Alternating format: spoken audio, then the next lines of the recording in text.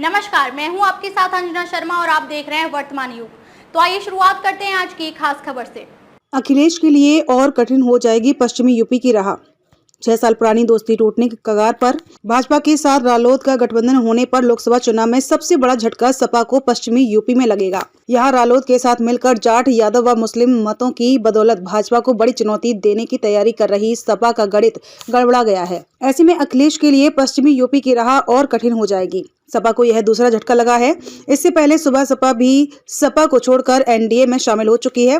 सपा अब बदली परिस्थितियों में नए सिरे से पश्चिमी यूपी के लिए चुनावी रणनीति बनाने में जुट गई है। सपा व रालोद की नजदीकियां वर्ष 2018 में कैराना लोकसभा सीट के उपचुनाव में बढ़ी थी। इसके बाद 2019 के लोकसभा चुनाव में सपा बसपा गठबंधन में रालोद भी शामिल हो गई थी। विधानसभा चुनाव सपा रालोद ने मिलकर लड़ा। वर्ष 2022 का विधानसभा चुनाव भी सपा व रालोद ने मिलकर लड़ा था। जाट, यादव व मुस्लिम मतों की एकजुटता से रालोद को 8 सीटों पर सफलता मिली थी। सपा भी वहां पर मजबूत हुई थी। रालोद ने विधानसभा के उपचुनाव में भी 1 सीट जीती थी। वर्ष 2017 के विधानसभा चुनाव में रालोद को सिर्फ 1 सीट पर सफलता मिली थी। अखिलेश ने 2022 में जयंत को राज्यसभा भेजा। गठबंधन को मजबूत करने के लिए ही अखिलेश ने 2022 में जयंत को राज्यसभा भेजा। सपा ने रालोद के साथ लोकसभा चुनाव में गठबंधन की घोषणा 19 जनवरी को करते हुए 7 सीटें देने पर सहमति जताई थी।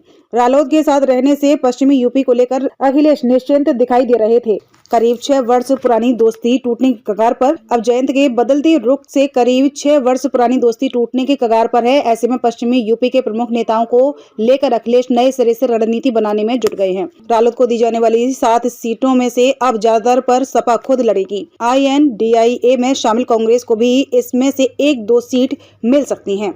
चुनाव के मौके पर आने जाने से फर्क नहीं पड़ता। सपा के मुख्य प्रवक्ता राजेंद्र चौधरी ने कहा कि चुनाव के मौके पर आने जाने से कोई फर्क नहीं पड़ता है। किसान जानते हैं कि उनकी हितैषी पार्टी केवल सपा ही है। चौधरी चरण सिंह के विचारों को मानने वाली पार्टी सपा ही है।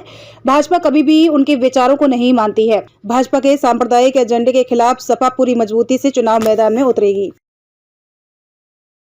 खबरों में अब तक के लिए बस इतना ही। फिर होगी आपसे मुलाकात कुछ ऐसी ही खास खबरों के साथ। तब तक के लिए नमस्कार और देखते रहिए वर्तमान युग।